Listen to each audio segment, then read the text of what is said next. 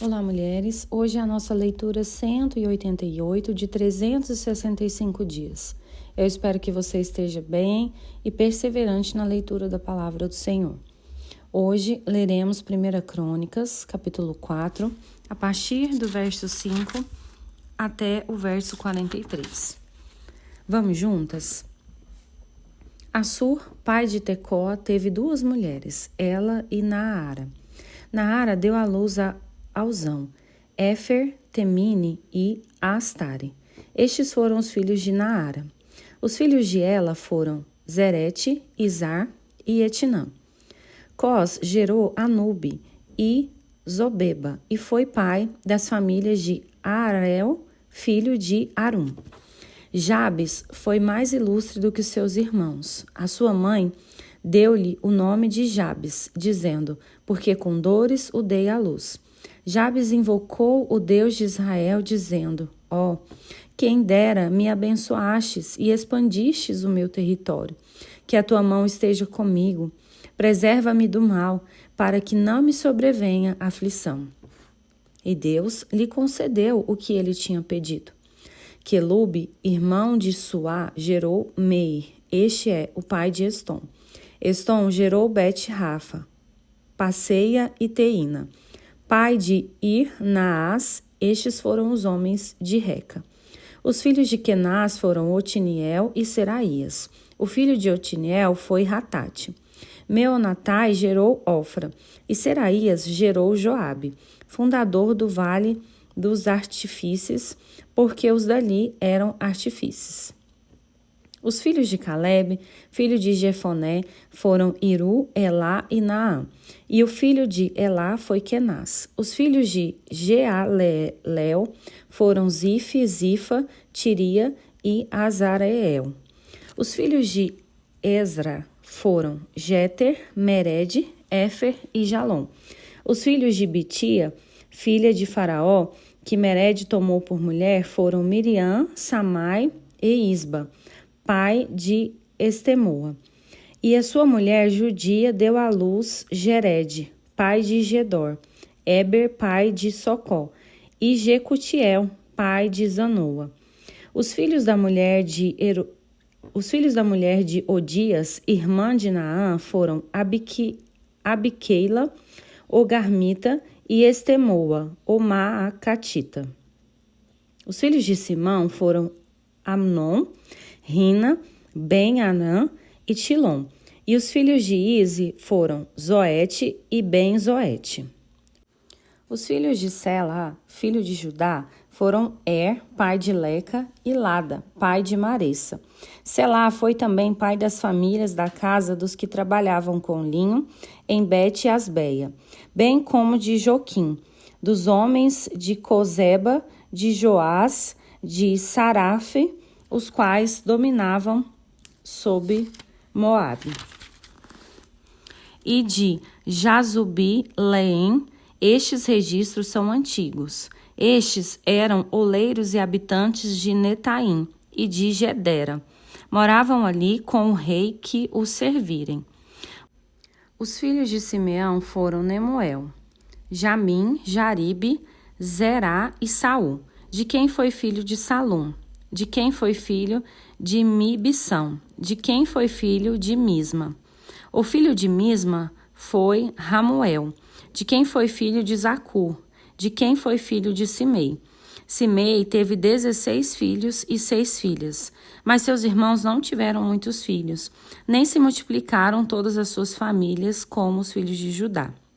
Habitavam em Berseba e Molada em Azar-Sual, em Bila, em Zem, em Tolade, em Betuel, em Orma, em Ziglag, em Bet-Marcabote, em Azar-Sussim, em Bet-Biri e em Saaraim. Estas foram as suas cidades até o reinado de Davi. As suas aldeias foram Etã, Aim, Rimon, Toquém e Azã, 5 cidades, com todas as suas aldeias que estavam ao redor dessas cidades até Baal. Essas foram as suas habitações e tinham seu registro genealógico. Estes registrados por seus nomes foram chefes nas suas famílias: Mesobabe, Janleque, Josa, filho de Amazias, Joel, Jeú, filho de Josibias, filho de Seraías, filho de Aziel, Elioenai, Jacobá, Jezoaías, Asaías, Adiel, Gesimiel, Benaía, Ziza, filho de Zife, filho de Alon, filho de Gedaías, filho de Sinri, filho de Semaías. E as famílias de seus pais se multiplicaram abundantemente. Chegaram até a entrada de Gedor, a leste do vale, à procura do pasto para os seus rebanhos. Acharam pasto farto e bom, e a terra espaçosa, tranquila e pacífica, onde os descendentes de Cã haviam morado antes. Estes, que estão registrados por seus nomes, foram nos dias de Ezequias, rei de Judá, e derrubaram as tendas e atacaram os meunitas, que se encontravam ali, e os destruíram totalmente até o dia de hoje. E ficaram morando no lugar deles, porque ali havia pasto para os seus rebanhos. Também deles, dos filhos de Simeão, 500 homens foram ao monte Seir, tendo por capitães Pelatias, Nearias, Refaías e Uziel, filhos de Ize. Mataram o restante dos que escaparam dos amalequitas e estão morando ali até o dia de hoje. Daremos continuidade lendo agora 1 Crônicas, capítulo 5, até o verso 17. Quanto aos filhos de Ruben, o primogênito de Israel, pois Ruben era o primogênito, mas por ter profanado o leito de seu pai, o seu direito de primogenitura foi dado aos filhos de José, filho de Israel, de modo que na genealogia Ruben não foi contado como primogênito. Judá, na verdade, foi poderoso entre seus irmãos, e dele veio o príncipe, mas a direito da primogenitura foi de José. Os filhos de Ruben, o primogênito de Israel, foram estes: Enoque, Palu, Ezeron e Carmim. O filho de Joel foi Semaías, de quem foi filho de Gog, de quem foi filho de Simei, de quem foi filho Mica, de quem foi filho Reaías, de quem foi filho Baal, de quem foi filho Beré, o qual Tiglat-Pileser, rei da Assíria, levou cativo. Ele foi chefe dos Rubenitas. Quanto a seus irmãos, pelas suas famílias, quando foram inscritos na genealogia, segundo as suas descendências, tinham por chefes Jeiel, Zacarias, Bela, filho de Azaz, filho de Sema, filho de Joel, que habitaram em Aroer, até Nebo e Baal-Meon.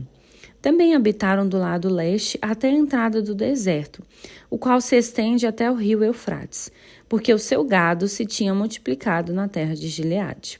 Nos dias de Saul fizeram guerra aos agarenos, que caíram pelo poder de sua mão, e habitaram nas tendas deles, em toda a terra fronteira de Gileade do lado leste. Os filhos de Gade habitaram em frente deles, na terra de Bazã, até Salca.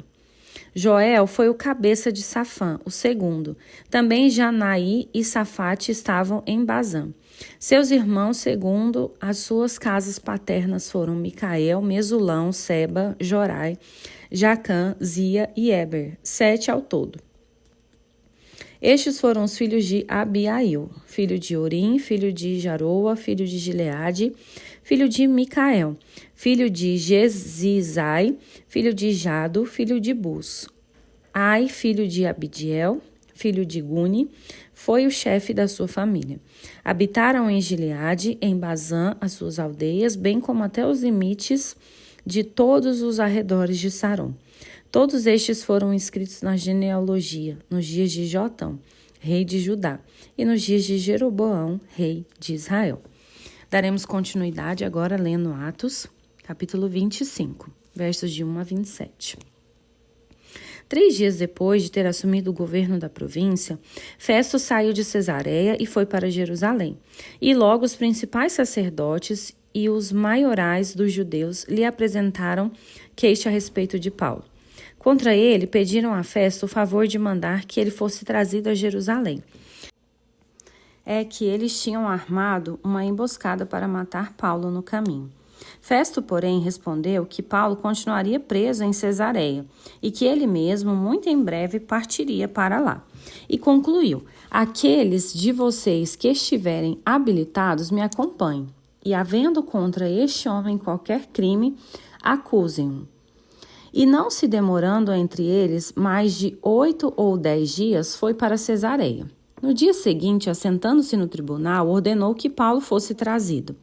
Quando Paulo chegou, os judeus que tinham vindo de Jerusalém ficaram em volta dele, fazendo muitas e graves acusações contra ele, as quais, entretanto, não podiam provar.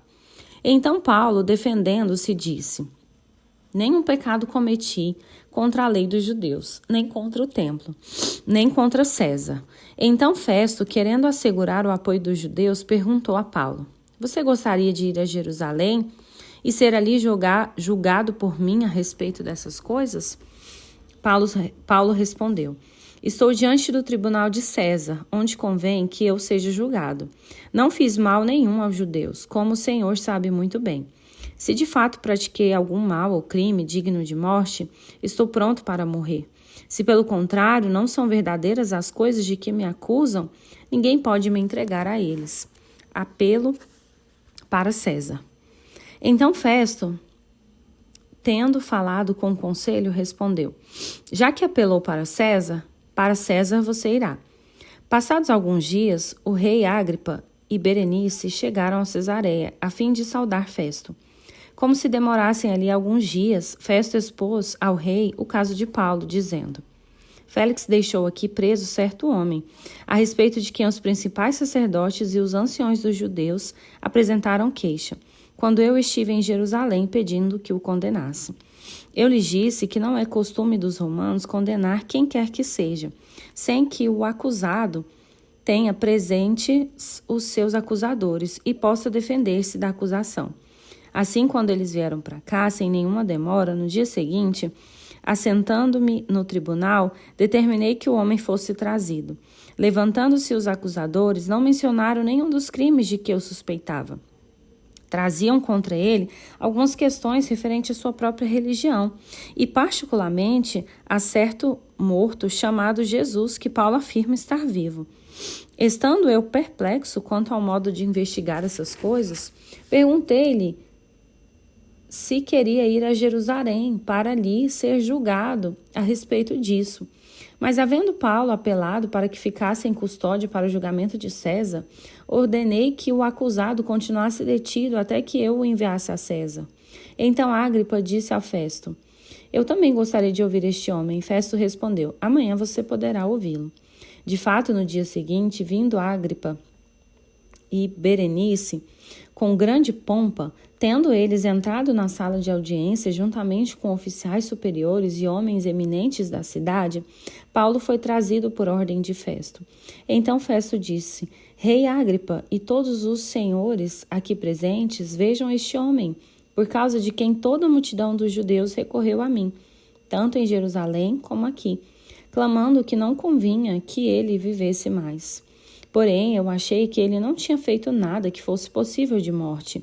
Entretanto, tendo ele apelado para o imperador, resolvi mandá-lo para lá. No entanto, a respeito dele, nada tenho de mais concreto que possa escrever ao imperador. Por isso, eu o trouxe à presença dos senhores, e especialmente à sua presença. Ó rei Agripa, para que, feita a arguição, eu tenha alguma coisa a escrever. Porque não me parece razoável enviar um preso sem mencionar ao mesmo tempo as acusações que existem contra ele. Leremos agora Salmos, capítulo 5, versos de 1 a 12. Dá ouvidos, Senhor, às minhas palavras, e acode ao meu gemido. Escuta, Rei meu e Deus meu, a minha voz que clama, pois a ti é que imploro. De manhã, Senhor, ouve a minha voz. De manhã te apresento a minha oração e fico esperando, pois tu não és Deus que se agrade com a iniquidade, e contigo não subiste o mal. Os arrogantes não permanecerão na sua presença. Odeias todos os que praticam a iniquidade. Tu tu destróis os que proferem mentira. O Senhor abomina o sanguinário e o fraudulento. Eu, porém, pela riqueza da tua misericórdia, entrarei na tua casa e me prostrarei diante do teu santo templo no teu temor. Senhor, guia-me na tua justiça. Por causa dos meus adversários, endireita diante de mim o teu caminho, porque na boca dos meus adversários não há sinceridade. O íntimo deles está cheio de crimes. A garganta deles é sepulcro aberto, e com a língua lisonjeiam. Declara os culpados, ó Deus, que eles caiam por seus próprios planos. Rejeita-os por causa de suas muitas transgressões, pois se rebelaram contra ti. Mas alegrem-se todos os que confiam em ti. Cantem de júbilo para sempre, porque tu os defendes, e em ti se gloriam os que amam o teu nome. Pois tu, Senhor, abençoas o justo, e como escudo o cercas da tua bondade. E para finalizarmos, leremos Provérbios, capítulo 18, verso 19. Um irmão ofendido resiste mais que uma fortaleza, e as rixas são como as trancas das portas de um castelo. Amém? Glória a Deus pela sua palavra. Eu sou a Jéssica, espero que você tenha uma semana abençoada e protegida pelo Senhor Jesus, e eu te espero na nossa próxima leitura.